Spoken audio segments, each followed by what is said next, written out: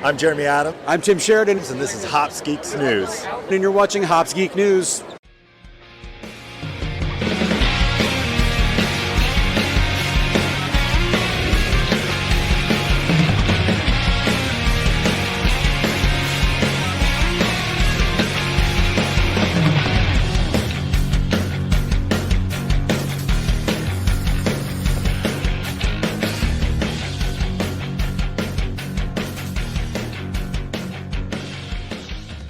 Hey everybody, welcome back to another episode of Hops Geek News, your home for comic books, movies, TV shows, and of course we typically feature a beer of the week. I'm Matt, with me as always is Lauren, and today we are going to be talking about the man himself, the devil of Hell's Kitchen. Again, it's a big month for Daredevil and Marvel fans, and with Born Again out, we are going to be discussing the comic book origin, diving into oversimplification, because let's be honest, we can probably go into a few episodes long of all of the good Daredevil origin, but we're going to talk about him, Foggy, Karen, and we might even talk about White Tiger a little bit, who is supposed to be in Daredevil Born Again. I'm not going to spoil anything for those who haven't watched it yet and plan to, but first things first, Hops Geek News, any social media platform, any podcast platform, do us a favor, like, subscribe, share, follow, leave a comment, go to our website, all that good stuff. Find us at GalaxyCon Richmond the last weekend of March, where we have 2 panels, and then we also will be having an event at Benchtop Brewing. And then please do us a favor.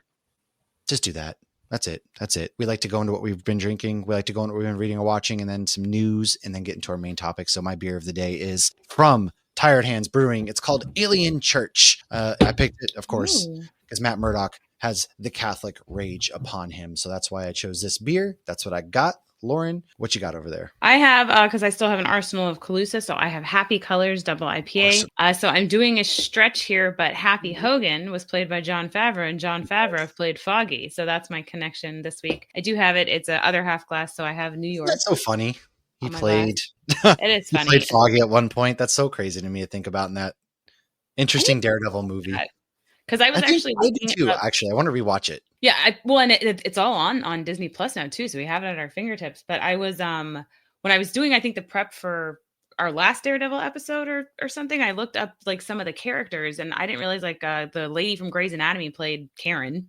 Yeah, I totally forgot she was in that movie. And obviously Colin Farrell's Bullseye. Yes, very the Irish. From Green Mile is he's Wilson Fisk. That was pretty awesome, and it had a lot of good actors and actresses in those movies. They just were interesting, to say the least. I feel like they didn't really know what they were doing with comic book movies yet. It was like it was the early 2000s, man. It's like Spider-Man was like a new thing, so X-Men was new. X-Men was kind of that. It was a weird, interesting time, but I think we should revisit that since we're all about Daredevil. I'm feeling like that needs a revisit, but. Let's go into what we've been reading or watching. Just a couple comic books on my end this week. Hyde Street issue 4 from Ghost Machine Image Comics. Jeff Johns, Ivan Reis, Danny Miki, Brad Anderson.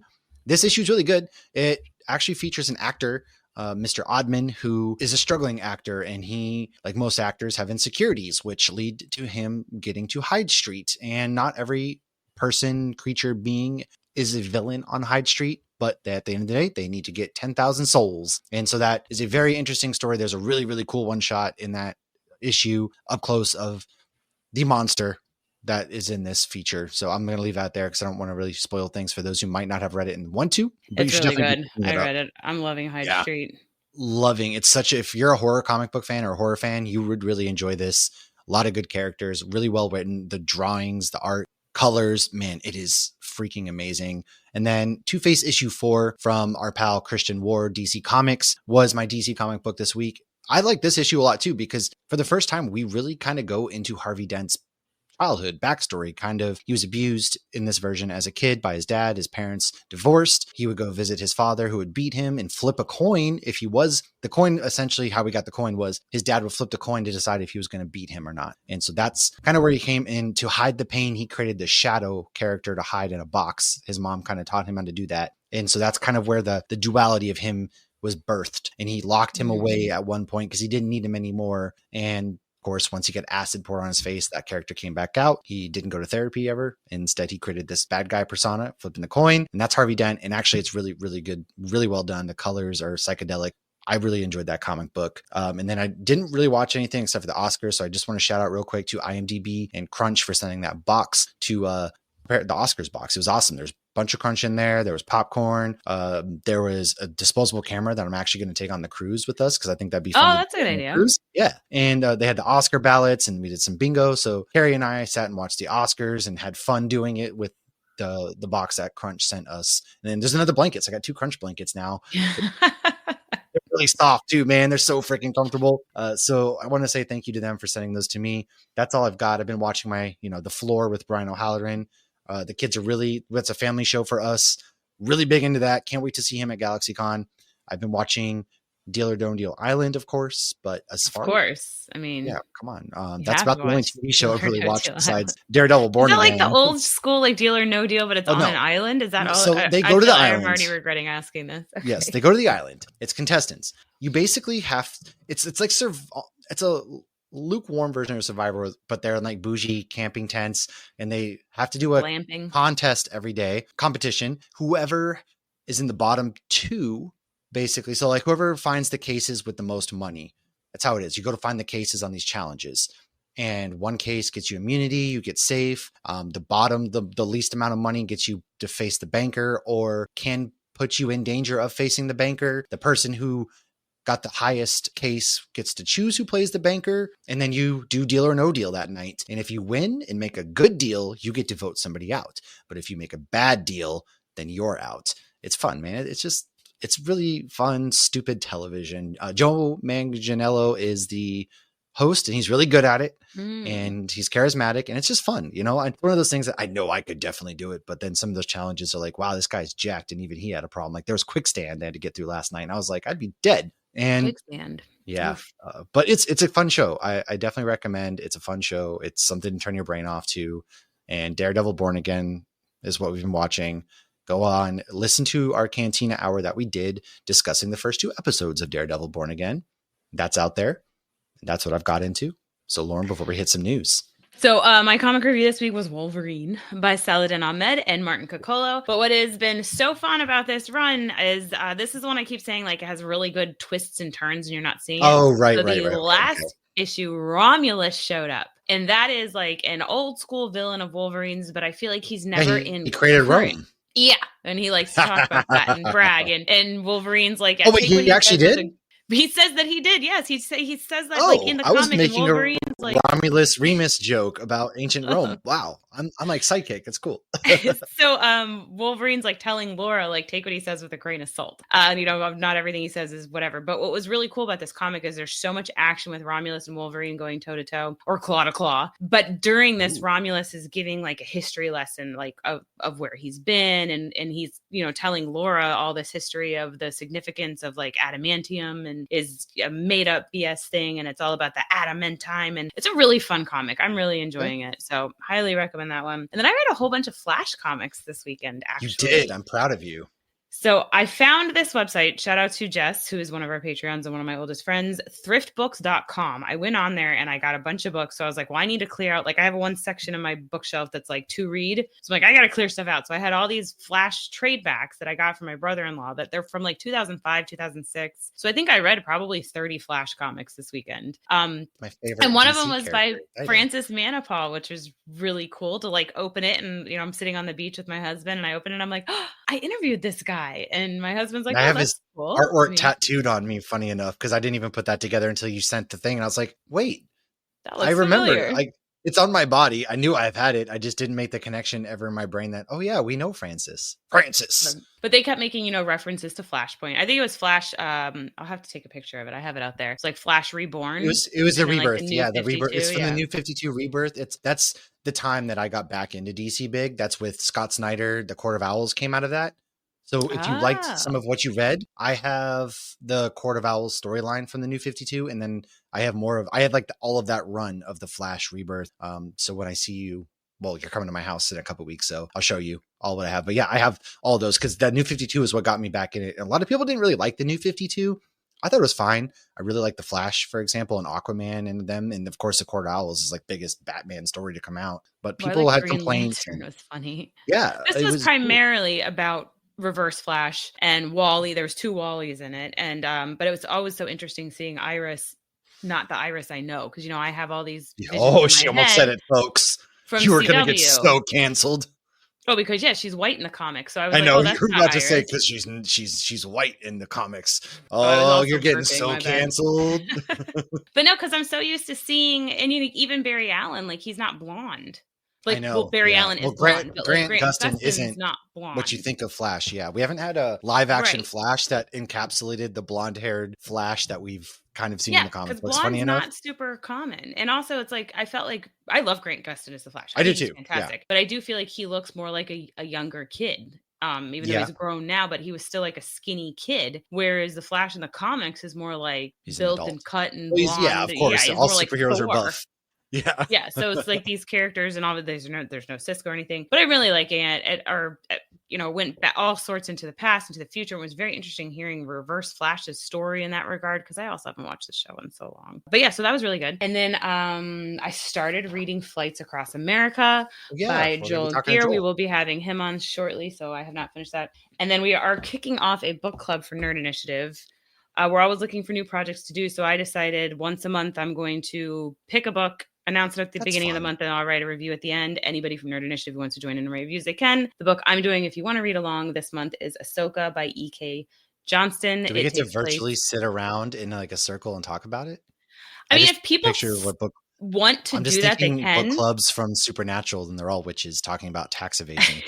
They're not really talking about the book. Yeah, they're just trying to get better mortgage rates and murder their husbands. No, I don't. If it were to pick up steam and people wanted to do that, I could see doing that. But as of right now, it'd be more so just comments and recommendations. And that's and fun. No, that's a really good idea. That's really fun.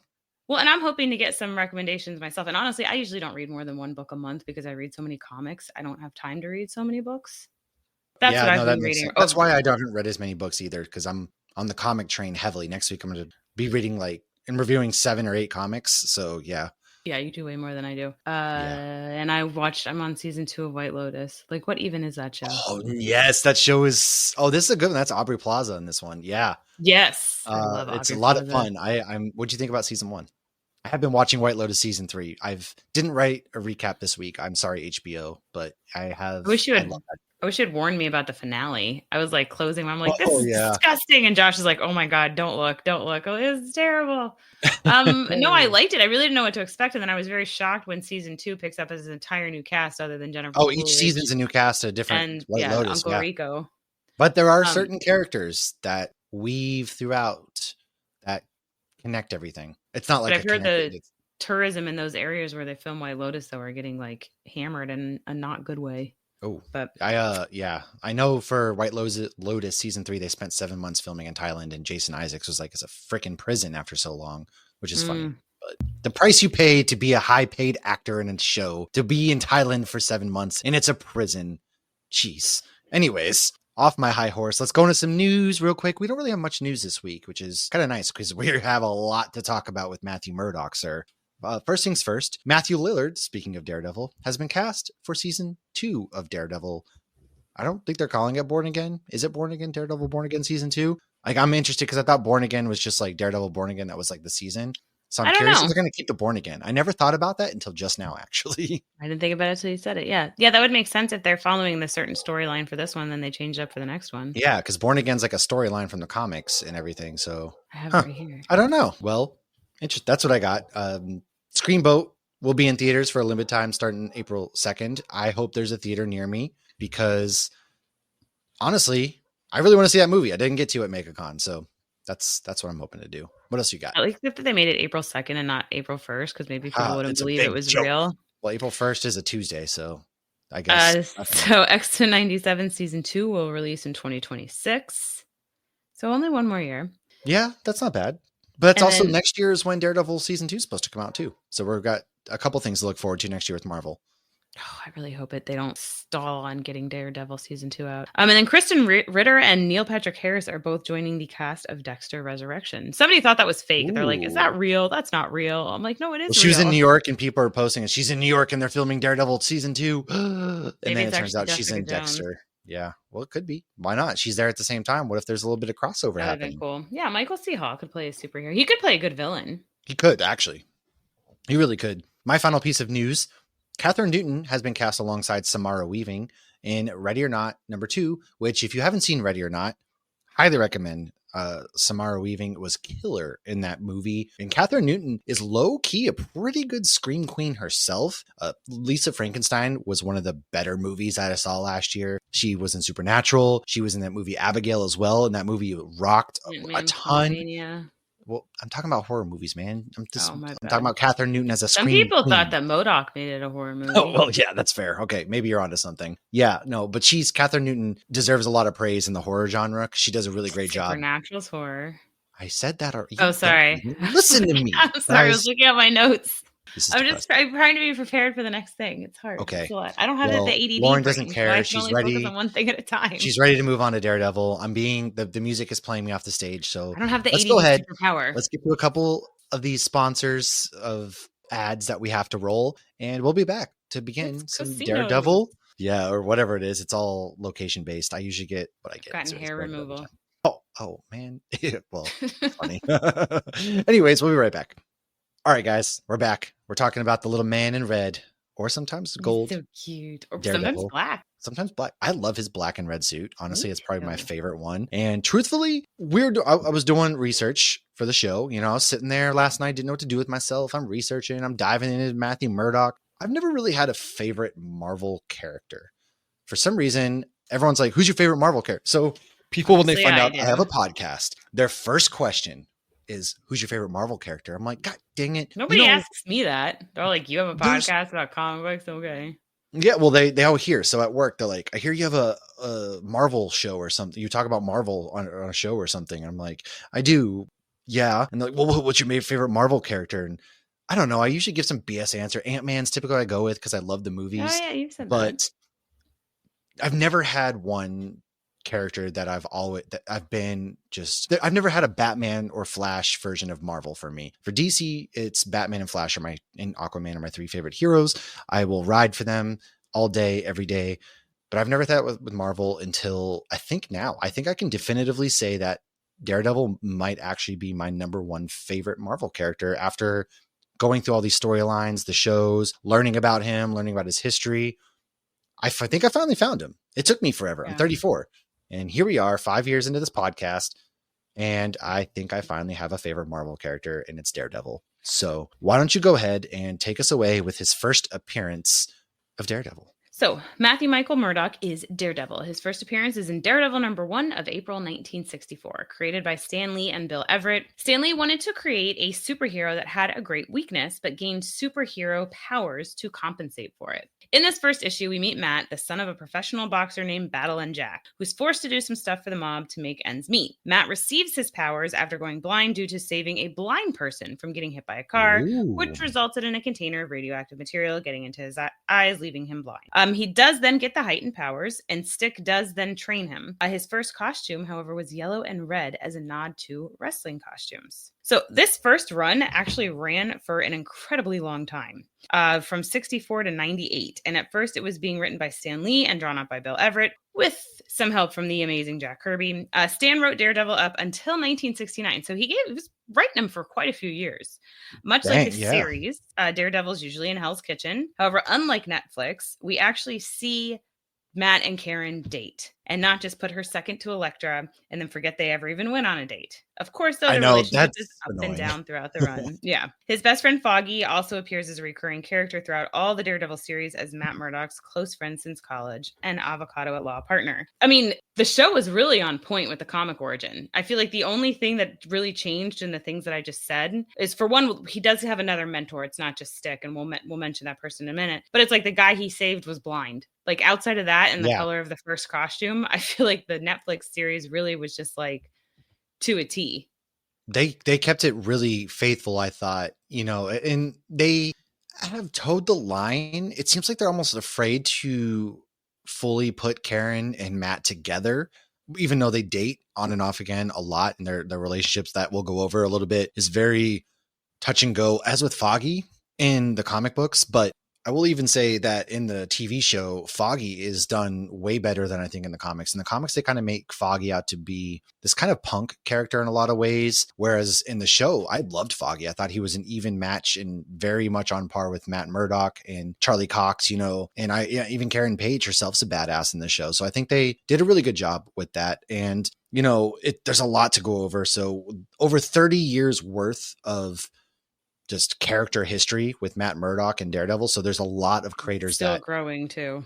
Right. It's every they have new runs coming out, but a lot of creators have gotten to play in this world of the Devil of Hell's Kitchen. So Wally Wood gave us the well-known red costume and started in issue 7 when he was up against Namor, the Submariner. He also had a radio receiver in the helmet and had the horns act as an antenna. And this was to increase his already over-the-top senses, which obviously didn't last. I think that whole like little antenna. It sounds like an alien, like dee dee. I don't know. Right? I mean, it's weird that you would put an antenna in a radio, but I think they're trying to make it futuristic. Like you think in the 60s, like they couldn't do the comms in the ears, like right. I always still find that in movies. It's funny that when they talk, they're like, you don't. Yeah. If you have a comm in your ear, you're talking. It's like an AirPod. You don't have to touch your ear, you idiots. I mean, also like these things used to be fictional and now they're real. Yeah. So when they were, fictional in the comics before, it's like Star Trek had iPads or Star Wars had iPads. I don't know if Star Trek did. I might have made that up. I've never seen. You can't have lightsabers because everybody would have cut off body parts using them on themselves. Would make storming the Capitol easier, that's for sure. There's no way in hell a lightsaber will ever be an efficient weapon because it's too dangerous. Yeah, I know. But think of the fun we could have. Anyways, it's all fun and games until everybody loses an arm and we don't have really good prosthetics like they do in Star Wars. Yeah. And so, all right, moving on. We also have John Romita Sr., Gene Colan, Roy Thomas, Jerry Conway, Steve Gerber, Marv Wolfman, who actually gave us Bullseye. Roger McKenzie stepped in and gave Daredevil some horror feel. Then in the early 80s, Frank Miller, who you might have heard of, jumped aboard, giving Daredevil a crime comic feel with noir and ninja influences. His run really is what cemented Daredevil as a top tier character in Marvel, and it really took off. It was some of the best selling comic books throughout the 80s. And during this time, Daredevil, it led to him introducing Matt Murdock to Elektra, because the only thing worse than an ex-girlfriend is an ex-girlfriend with an army of evil ninjas, of course. Duh. Also, like Scott Pilgrim. This was known as The Hand, who we met in the TV show in season 2. And Frank Miller actually pushed Bullseye and Kingpin as Daredevil's primary villains. In addition to Elektra, we also have Frank to thank. That's a weird thing. We also have Frank to thank for Frank Castle, aka the Punisher. I know that threw me off a little bit. Like Frank to thank for Frank. I wonder if he named the character after himself. I mean, yeah, Frank sounds like. It sounds great when he's yelling at Frank. Yeah. Frank. So that threw me off. I was thinking Frank the Tank in my head. Anyways, after Elektra was shockingly killed by Bullseye, Dennis O'Neil stepped in for a bit, and then Frank Miller returned to the series to write the Born Again storyline, which is kind of what we're getting with Disney's story. In this story, Karen becomes addicted to heroin. I do wonder, and actually sells Matt's secret identity to his enemies. So that's a very interesting. We're going to get into it where we dive into Karen a little bit. There's a lot to kind of discuss there. She's got some way darker past than they hinted at in the Netflix. They touched on it, and it gets a lot worse. So Frank Miller also was the one who emphasized Matt's Catholicism. He gives us Stick and Chast, who is Matt's sensei after he loses his sight.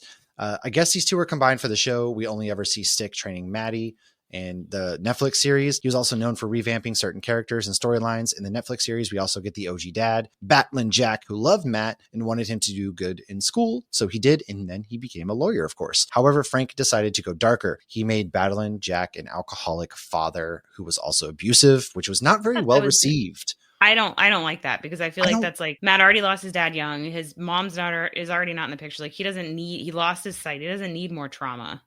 Are we going to beat a blind kid? Like, Jesus. So that's the thing, right? Like, not everybody needs to be a crappy parent, I guess. And maybe it's what gives us and forges these superheroes, but I always really hate when that's somebody's background. They were abused as a kid. It's like, well, do they have to be abused? What if they just wanted to save the world because they saw the world as a crappy place. You know, I get it. Or Bruce it's like Wayne's Sam parents Wilson went die, to or war. And yeah, but I Sam mean what's Wilson went funny to though war. is Sam Wilson's parents had a real good marriage, just like Clarence's parents had a I was real about to good say, oh, maybe marriage. beat me to it. Clarence's parents had a real good Real marriage. good That's marriage. right. Well, I mean, Captain America, I guess, didn't have a bad past. He just got frozen in ice for a while, But right? he was wartime. So it was like Right. everybody, that was when a lot of these, that's when superheroes were essentially created. We needed No superhero is happy-go-lucky unless hero. I guess you're Scott Lang, who's Spider-Man's pretty funny. I mean, true, but Scott Lang also, to be fair, at least in the MCU, he was robbing from the rich. So it's not like he had a bad past. He was just divorced, which He was just divorced. I guess it was, anyways. But I mean, Spider-Man had Ben and May were good supportive parents, but he did lose his actual parents. But Yeah. he's a goofball when he has the costume on. It's like gives him powers and not just physical powers. It gives him like personality powers. Like he's not as awkward. That's fair. That's a good point. Now, real quick, another revamp to Frank Miller was that Kingpin was originally a Spider-Man villain. Frank then turns him into a well-known Daredevil villain. He still gets into it with Spider-Man throughout the years, of course. Now, in a dark storyline, which may actually sound familiar, issue 181 in 1982, Daredevil went dark and threw Bullseye off of a roof trying to kill him. Bullseye survives, of course. He becomes quadriplegic and a little adamantium in the spine, actually. And he's actually good as new. Interesting, because Born Again, perhaps, maybe. And it's also interesting because Kingpin was the one who broke his back at the end of season 3. That was a great scene, though. I know we talked about it a lot, but just dude, it was so gnarly. And he smashed him through the wall. Oh, that was rad. Just so good. Because like you forget that Kingpin is like strong. Is so freaking strong. Yeah. Yeah. He's got this crazy strength. So in 1993, Frank Miller actually then went on to do a 5-issue run called Daredevil, The Man Without Fear. This is where John Romita Jr. did the art, and this is a retcon for Battling Jack. The story gives us more on Stick and shows the early stages of Matt and Elektra's romantic relationship. Miller made Elektra more sexually aggressive in this. You cannot mask that ass. And this was originally going to be a story for a TV series, excuse me. Now, in the late 90s, 1999 to be exact, the one and only Kevin Smith contributes to the comic book storytelling of Daredevil when he has Bullseye kill Karen. And, you know, he really loves killing beloved characters. And Kevin Smith, that's a really underrated run. Jimmy Palmiotti was also on that book as well in Joe Quesada. Sorry, Jesus, I can't get my names right. They were working on this together in 1999. But yeah, that's when this also brings Daredevil to his brink again when they kill Karen. And it's a very, very crazy good storyline that I think a lot of people would really enjoy reading. Kevin Smith is underrated in the comic book world just because he made Batman pee himself once, okay? It's not his fault. Well, and he's also notoriously known for like dick and fart jokes. So it's like there are certain comic book characters that you don't really like. It's great for Deadpool. He should write some Deadpool. But like there are some comic book characters that people are like, well, I don't want that in this storyline. Right. But I mean, we do go more into that when we get to Karen. Yeah. So before we do get down there to some more of these must-read comic book storylines and Foggy and Karen, why don't you give us some fun facts about Maya Lopez? So these are some random Daredevil ones and a little bit of Maya Lopez, which if you've been listening to us for a while, then you heard some of these when we did our Echo episode. But Peter once showed up to court dressed as Daredevil to try and help Matt Murdock cover up his identity, which I thought is so sweet. Matt once helped the Purple Man's kids when the Purple Man was trying to manipulate them. I don't know if you remember Purple Man from Jessica. Yeah, yes, I do. So the kids then actually helped Matt to make his secret identity a secret again after he was forced to come clean by the Sons of the Serpent. I always loved like we lose our memories kind of deal. Like it's always a break out of jail, you know, like break in case of emergency. No, I know what we can do. Everybody forgets. I know. I don't even know how that would make any sense, especially with like pictures and yeah. Even when they did that in Supernatural, and you're just going to have them, Ben and everybody they're just going to forget Dean. Oh, and then people are going to be like, oh, where's Dean? And they'll be like, who's Dean? Why do people keep asking us who Dean is or how Dean is? Dean? Who is this Dean? So here's actually a little bit about that run in the Kevin Smith Joe Quesada run. They went deep into religion, and they even had a teenager claiming her baby was the product of immaculate conception. Yeah. She also said an angel told her that Matt was Daredevil. Someone else tells him that the baby is the Antichrist. Then Karen tells Matt that she has HIV that she got from a porn star because she's been doing porn. This was an 8-issue run. It was actually called Guardian Devil, if anyone wants to check it out. We touch on this a little bit throughout, but if you want more lots of chaos, that's the name of the book. Like you said, Karen Page has a lot going on in her life. She really does. She seems but like, it's funny because in the series, for everything that's happened to her, she's incredibly put together. She really does keep it together. And yeah, she's just trauma after trauma. So Natasha Romanoff, Black Widow, and Daredevil are lovers at one point, which that All right, sounds Matt. lovely. Interesting. At another point when Bullseye was in jail, Kingpin actually... Oh, wait, no. The first time that Matt fought Bullseye, Dex was just trying to extort the rich people, and then Kingpin found him and hired him to kill Daredevil, which was obviously unsuccessful. Yep. Then at one point when Bullseye was actually in jail, Kingpin decided to hire Elektra to replace him. Well, when Bullseye got out of jail, he was like, no, I want my job back, and he killed Elektra, which caused Matt to totally lose his mind, and this is actually when he broke his back and why he broke his back. Stop falling in love with hot women, okay? That's your problem, all right? Jeez. Then at another point, Matt had amnesia. During this time, Bullseye actually dressed up as Daredevil and did some really bad stuff to discredit Daredevil. And obviously we saw that in season 3, but Matt didn't have amnesia. It's like soap opera. Like that's their like get out of jail free card, right? Again, like amnesia. Amnesia. I guess that's what it is. And you're the hero. Bonk right on the head. So much like in season 3, when we did finally kill Karen in the comics, though, he had the help of Mysterio. So basically like Mysterio was playing mind tricks. And then it came out does. Yeah, and then it came out. It was all just this crazy thing going on. And Karen didn't ever actually have HIV, and she didn't. Like what? She when I was going through this, I was like, "You got to be kidding me right now." Yeah, it was a weird. So she didn't have HIV. I hope it was a wake up call since she was doing porn. Right. Well, that's why they get tested all the time, man. And apparently, it wasn't even good porn. It was what it was described in my Marvel book was crappy porn. Yeah. But, okay. All right. So Jessica Jones and Luke Cage actually started eyeing each other when they were both bodyguards for Matt. And obviously later the three of them and the immortal Iron Fist become the Defenders. When Matt was leader of the Hand at one point, that is when he donned the black suit. He does take, which I wonder if that would ever be something that they do in a TV show or something at one point, depending how long this goes. It would kind of be fun to see him as the leader of the Hand a little bit. That would be a cool departure almost. Bring Elektra back. We never saw her body. Yeah. Really too, actually, Daredevil would really fit in well with Shang-Chi more than a lot of people would think. The 10 rings and all of that. He has his army over there, his sister anyways.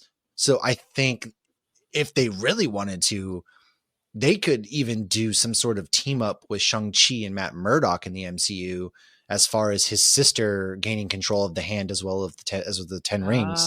And I think that would be right. I think that could be a potential good storyline that they do. I know this is the comic book origin, but as we kind of talk, that's something that I think would be really cool to see in the MCU if they are going to start folding characters eventually in together. Oh, and isn't Shang-Chi's in San Francisco too? Mm-hmm. Okay. Yes. We can talk more about that on our Canteen Hour. That is already in the past, and you can already go back and listen. Yeah, we haven't done it yet, but we did. It was a really good one. Listening to this one, it was great. It was awesome. You had to be there. You could still be there. Go back and listen to it. Yay. Anyways. But yeah, that could be really cool because they really kind of just pushed Elektra aside. Like I know the building fell on them, but they assumed Matt was dead, and Matt's like half unconscious asking for Elektra, and then that's it. You never see a body. Right. And the thing was opening up to like Kunlun or to get whatever they needed to resurrect or whatever. Comic book stuff. Anybody could be alive at any time. Except for no reason, Uncle Ben.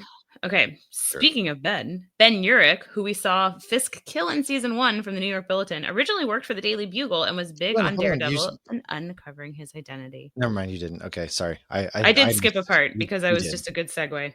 You're right. However, shockingly, he then learned his nephew was Hobgoblin. So Melvin, remember poor Melvin? I do. I hope we get him back too. I don't know that we will, only because... I don't think we will either because he already has a new suit and everything. So who makes the suits now?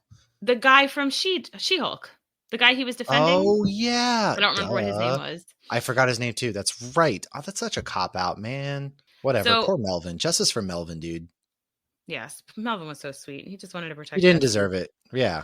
So Melvin is the guy who makes the Netflix suits, and he first actually appeared in Daredevil comics back in 1966 in Daredevil number 18. Wow. He did make costumes. In fact, he even made one for Foggy. However, he went back and forth from good or bad, and he seemed to have a lot of inner demons. And at one point, though, Daredevil, and Elektra fought the Hand. Ooh. Well, they kind of did that. I mean, he was just mentally unstable in the show. So they kind of did that. He was working against his will for Fisk because they fought. I thought he was a really cool fight sequence between those two. I don't think we'll get him back, but you never know. Last week, Cotton was getting arrested by the FBI. Oh, that's right. And Daredevil told Betsy to leave. Yeah. So who knows, man? I hope we get some But sort did of the nod at least. FBI? Oh, the FBI might have kept him alive just to make more suits. Maybe he makes Fisk's suits still. Maybe. Oh, yeah. I Good don't call. know. Maybe, I don't know, man. Why don't you go ahead before we go into a really good storyline? Give us the top 5 ninjas according to Marvel. Top 5 ninjas according to absolutely everything you need to know about Marvel is number 5, Daredevil. Number 4, Karnak. Number 3, the Immortal Iron Fist. Number 2, Elektra. And number 1, Shang-Chi. I'm And just I do saying, have man. Plenty of Maya. time. You could get these guys in together. Get So, the game together. Maya Lopez, aka Echo. Before we dip into the next Daredevil comic, she Yes. first appeared in Daredevil number 9 through to issue 15. So she was told Daredevil killed her dad, not Kingpin. Kingpin weirdly encouraged her to date Matt, which she did while attempting to avenge her father by hunting down Daredevil. In an effort to defeat him, she studied videos of Bullseye to use against Daredevil. When she learned Matt and Daredevil were one and the same, she decided she wasn't going to kill him, and he pled a really good case regarding the fact that he was a child when her dad was murdered. I don't know how she didn't put that together before. I mean, if she found out who he was, you'd think that would be kind of common sense at that point, but Yeah. what do I know? Matt was like a super soldier and older than he looked. Yeah, After several failed attempts, noticing that Daredevil can easily move through the dark, Maya then figures out Daredevil's weakness and exploits this by having a fight in a place where Daredevil's heightened senses are useless. That's very Homelander of her. Maya easily takes down Daredevil and nearly kills him, refusing only when she finds out that Matt is Daredevil and they're one of the same. And then she's like, "Oh, I'm not going to do it." But that was the only reason why. I feel like she probably could have. She had him. Probably. I mean, you've seen that a couple times, especially with Muse, who we kind of briefly touch on in one of these storylines. We'll kind of cross that path, but there is a big storyline that I think they're pulling from in the Born Again, which is a really good run. It's the Mayor Fisk storyline. So Charles Soule did a really good job on this. Kind of bleeds into Devil's Reign. It's actually not that old. 2015 is when the Mayor Fisk storyline kind of rolled out. So in this storyline, we see Matt erase public knowledge of his true identity as the Daredevil without amnesia. He doesn't have to use amnesia this time yet. He then begins working as a district attorney in a pro-vigilante capacity. You know, there seems to be, I'm no lawyer personally, but it seems like there's a conflict of interest there. A little bit. Little bit. Now, this is the same time that Kingpin has become the mayor of New York. He tweaked things around a little bit when he ran as an independent and became, mayor of New York City. However, he's also very aware that not a lot of people trust or approve of his anti-vigilante position. So Mayor Fisk has a solution. He makes Matthew Murdock his deputy mayor. And at this point, Matt actually accepts so he can keep an eye on Fisk. Because, of course, Fisk can fix it. Not Wreck-It Ralph. It's Fix It Felix. But Fisk. Fix it Fisk. There we go. Fisk. I need that. During this time, Fisk, of course, keeps targeting New York vigilantes. And then, well, wouldn't you know it, there's a serial killer back on the streets that breaks out of prison. His name is Muse. Now, Muse has a really cool set of skills. Basically, Muse has these weird supernatural powers that Muse creates art pieces with human body parts. Yes, that wasn't this part of the skills I was talking about. So it's like, that's a weird way to describe it. Okay. So the reason why Muse is such a formidable opponent against Daredevil is he has this power that basically makes Matt senseless useless. So Matt can't sense anything, which allows Muse to get the upper hand. It's like something about Muse creates this black void to where Matt can't hear or anything like that. And I wonder how far into the show they will go into that, because it's a really interesting, creepy. Muse is creepy. Like, there's no two ways about it. Muse is a freaking terrifying character. And you add this little bit of a supernatural element into it too. And I'm curious as to how they're going to play into that. I'm really excited to see how they do it in live action. But yeah, Muse is crazy. One of Daredevil's, like, one of my favorite villains for Daredevil. He's like the Joker level of psychotic. Blind spot, like, by just like shoving his fingers into his eyes. Like, yeah. And then, of course, he creates art pieces with human body parts, because who doesn't want to do that? They're beautiful. Yeah, Muse was created by Charles Soule and Ron Garney, first appearing in Daredevil number 11, volume 5, 2016. Meanwhile, back at the Fisk Manor, when he was a boy, Fisk staged a big-ass rally, during which the Hand attacks. They did this because Blindspot would not join their leader, the Beast. Fisk ends up in a coma, and the police then get destroyed. As deputy mayor, now, acting mayor, Matthew Murdock fights the Hand. Mayoral meets vigilante style, of course. He gets some local heroes in the Ordo Draconum, which is a secret order of Catholic knights. That's kind of fun. That's fun to say.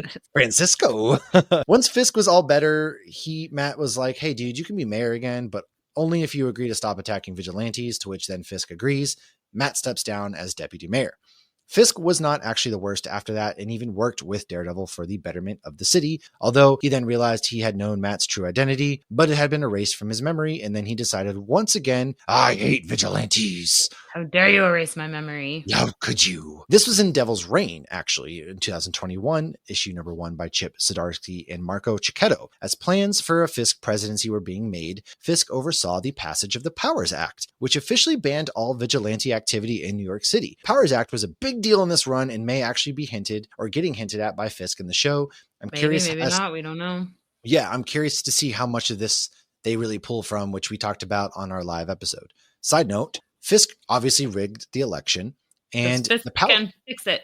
He obviously can. The Powers Act getting passed led to Tony Stark and the others deciding to have Luke Cage run as mayor in the current Marvel Comics. And believe it or not, Mayor Cage is a thing currently in Marvel Comics, which I think is pretty badass.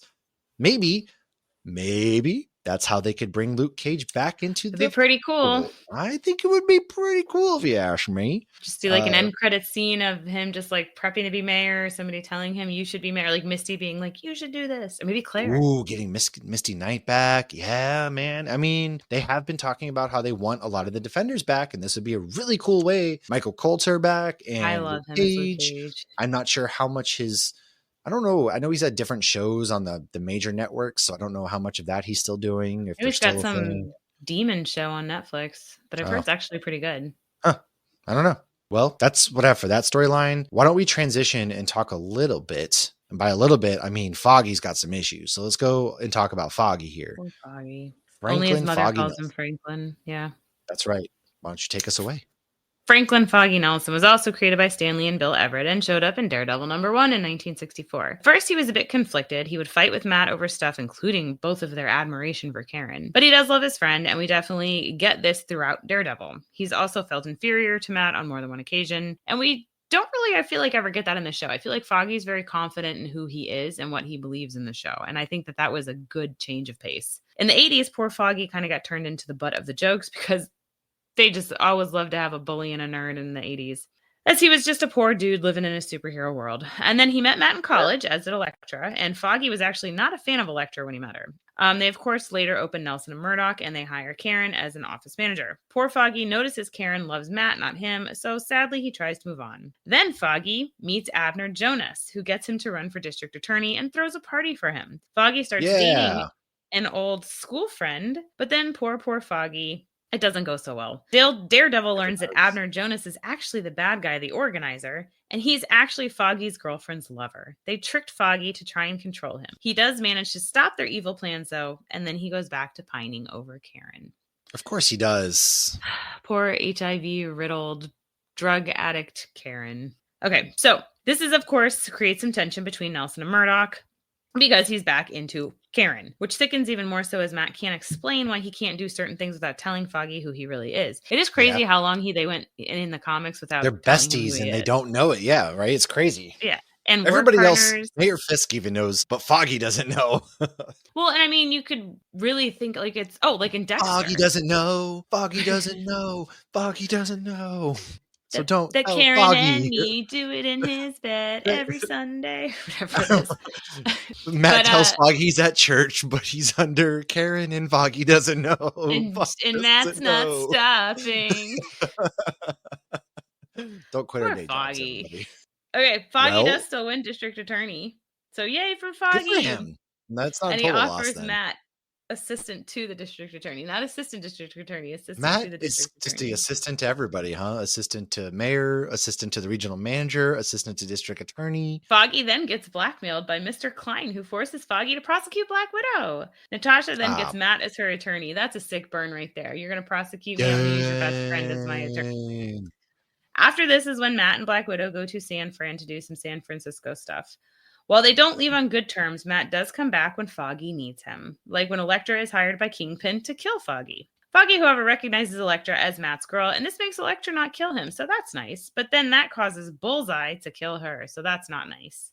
At one point, Foggy was so depressed he actually contemplated suicide, but after thinking he was going to die because he was stuck in the middle of a Vulture Daredevil fight, he realized how much he wanted to live. They went dark in a lot of these comics. So Kingpin sets it up that Matt looks like he paid off someone to perjure himself, which obviously Matty would never do that. Foggy defends Matt and gets him off, but also gets on Kingpin's radar for a job well done, and he hires Foggy through one of his firms, Kelko. As Kelko's attorney, Nelson defends the company against charges from a boy who was blinded by toxins. When I was a boy. Deposited in a river. This sounds oddly familiar. Foggy learns, though, he's working for Kingpin. He didn't know. So as soon as he realizes, he quits because Foggy's a good guy. Then at another time, Karen and Foggy find Matt alive after thinking he was dead. Sounds familiar. Matt is out of it. He's in his yellow suit and he is maskless. Foggy finally puts it together and they become best friends and law partners again, just like at the end of season 1. Took him long enough. After Karen dies, Foggy and Matt are at a loss. But when Matt learns he was her sole beneficiary, they use the money she left to get back to business. Eventually, the world learns who Matt is, and he later gets arrested. When Foggy goes to visit him, he gets stabbed by some inmates. I think this is the story you were talking about. Yeah. This leads to Foggy going into witness protection after being declared legally dead. Meanwhile, Matt goes and cleans up the prison from the inside. Such a good boy. Such a good Catholic boy. Yeah. Foggy recovers beat from everybody's his ass. wounds, and he assumes a new identity, but he does eventually go looking for Matt, and ninjas show up in chaos. As they do, ninjas show up. But Foggy's always ride or die. Matt and Foggy, that's, like I said, it's a very on-again, off-again relationship that didn't fully explore. There was that time briefly where, they weren't working together in the show. But yes, I do hope in some regard. I'm curious to see if we get the Foggy is, I don't know. Anyways, let's move on. It's hard not to say anything without spoiling. God dang it. All right. Gosh. Karen Page. Let's talk about Karen Page.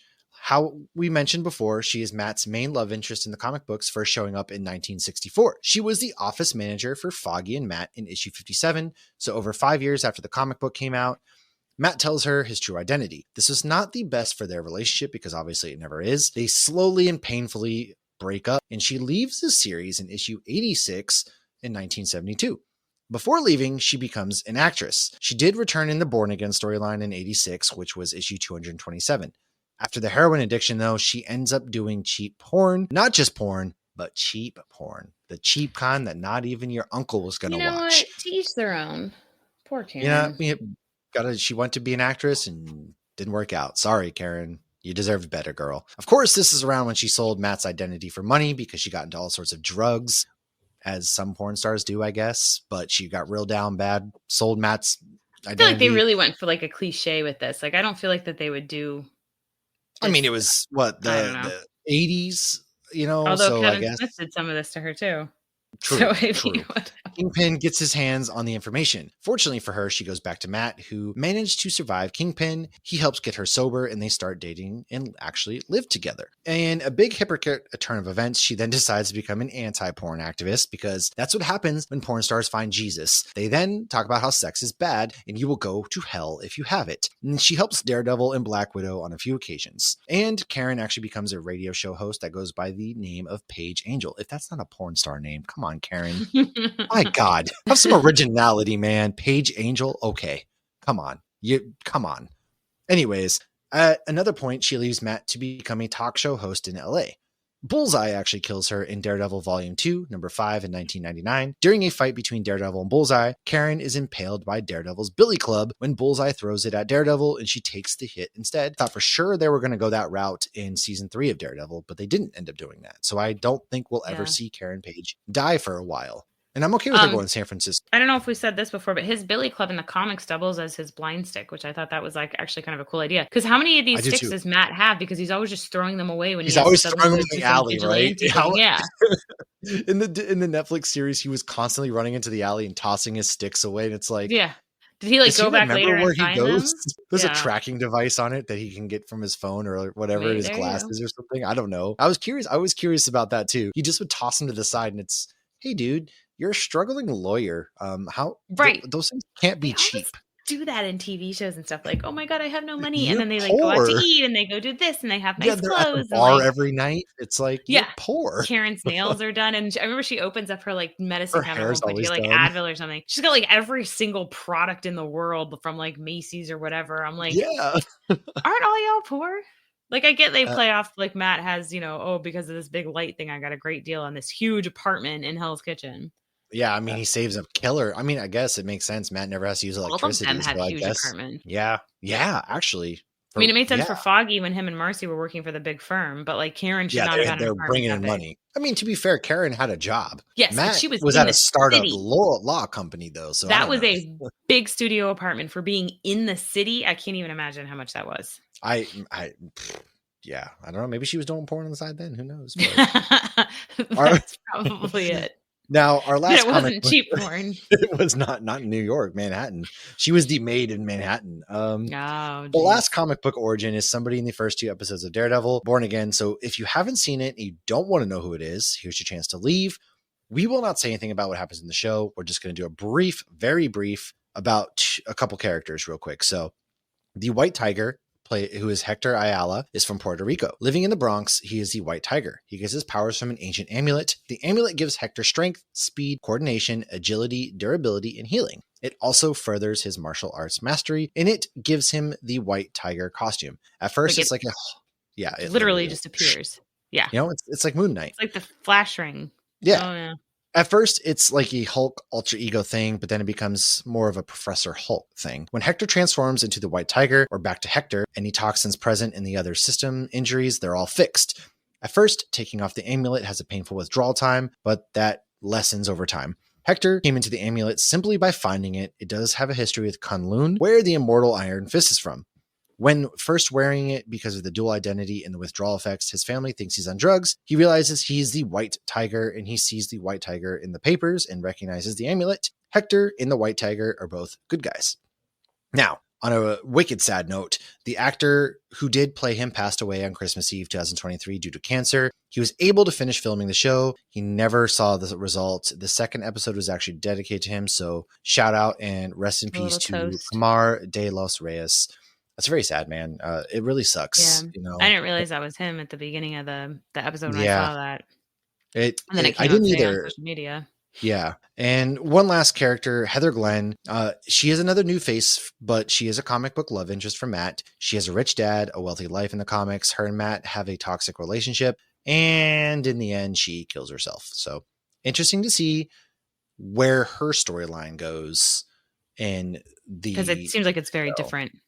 Yeah, agreed. It's vastly different. She's a therapist versus in the show, she's a therapist. In the comic book, she's not a therapist at all, which we'll see what happens. But that is our oversimplification, if you will, of Daredevil's origin. Yeah, so much more. Like I said, I really believe that Daredevil, with his stories get really dark. There's a lot of crazy stuff involved. I think he has some really interesting storylines. If there's a particular Daredevil run that you want us to actually cover front to back and dive into and talk about, dudes, let us know. Drop us an email, hopsgeeknews@gmail.com. Drop us a DM on any of our socials. I'd be glad to, because I think this is actually my favorite Marvel character the more I kind of learn about him, and now I really want to just read more. And, maybe it's just hyperfixation, but I mean, I didn't feel this way in 2015 when the show first started coming out, but we did some deep diving in this, and I didn't realize just the amount of craziness that his comics invoked. But I really appreciate everyone hanging out. Like I said, if there's anything else you want us to dive into, let us know. Go listen to our Daredevil Born Again episodes 1 and 2 recap that we did for our Cantina Hour. We're going to be doing those pretty much weekly as the series rolls out. And shout out to our Patreons, of course, Riley, Corey, Tabby, Scott, Lynn, Patrick, Stacy, Jess, Tracy, Micah. Find us at GalaxyCon the last week in March with Megan from Vigilante Vibes and Nerd Initiative. We have a couple panels. We'll be at Benchtop Brewing. You can follow our socials, go to our website, all of that good stuff to see where exactly you can find us for that and what our panels are. And am I missing anything, Lauren? I don't feel like I'm selling something right now. We got a lot of stuff coming up, though. We're doing a lot of creator interviews coming up, a lot of stuff. Oh, yes. We do have a lot coming down. So this is your chance to like, subscribe, share, man. Like, never miss an episode. We do have a lot of really good stuff. We are going to continue covering our Supernatural. We've kind of fell off, but our schedules haven't aligned fully, and there's the busyness. So if you joined us from our Supernatural panels or any of that, we will get back to that, I promise. March is going to be a lot of Daredevil, but then Andor kicks off April. And before you know it, May is Star Wars month, baby. We got Revenge of the Sith 20th anniversary. We have Thunderbolts in May too, so we will have a little bit of Marvel. Yep. But not even that. Teenage Mutant Ninja Turtles is 35. So we're going to be talking some Teenage Mutant Ninja Turtles with our boy DT from the Space Castle. Check that out. Michelangelo beer last night for that. Oh yeah, I got to get the Cowabunga. That's right. But yeah, so from Nighthawk, actually, we have a lot coming on. Make sure you turn on the notifications. Let us know what you want to hear, see, all that good stuff. And thanks for coming to the Hell's Kitchen with us. I hope you had a good time. Because when I was a boy, I was going to say, before you leave, let me tell you a story about my father. Let me tell you, Vanessa. I know all about it. Yeah. God. Cheers, everybody.